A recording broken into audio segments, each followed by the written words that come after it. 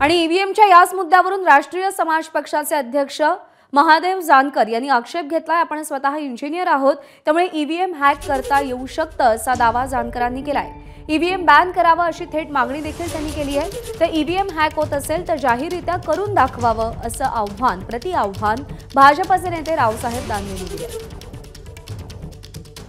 EVM hack करता येतं। I am also the engineer, I know that.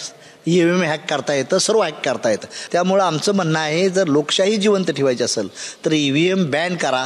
Supreme court त्यांचं आहे, इलेक्शन कमिशनर त्यांचं आहे, लोकशाहीच्या चारही स्तंभ, मीडियासुद्धा त्यांचा आहे, इंडस्ट्रियल फॅक्टरीजसुद्धा त्यांच्या आहेत। त्यामुळे या चारही स्तंभावर जर त्यांचं अधिराज्य असेल तर ही लोकशाही नाही, इट इज नॉट डेमोक्रेसी। ईव्हीएमच्या संदर्भात सुप्रीम कोर्टाने सुद्धा स्पष्टपणानं सांगितलं की ज्याला कोणाला हा ईव्हीएम हॅक करता येत असेल त्यांनी ते करून दाखवा। पण याच्यापेक्षा जर ज्या मंडळीला किंवा ज्या आमदाराला किंवा ज्या नेतृत्वाला ईव्हीएमबद्दल आक्षेप आहे त्यांनी ईव्हीएमचं एक डेमॉन्स्ट्रेशन ठेवलं पाहिजे, एखाद्या हॉलमध्ये प्रदर्शन ठेवलं पाहिजे।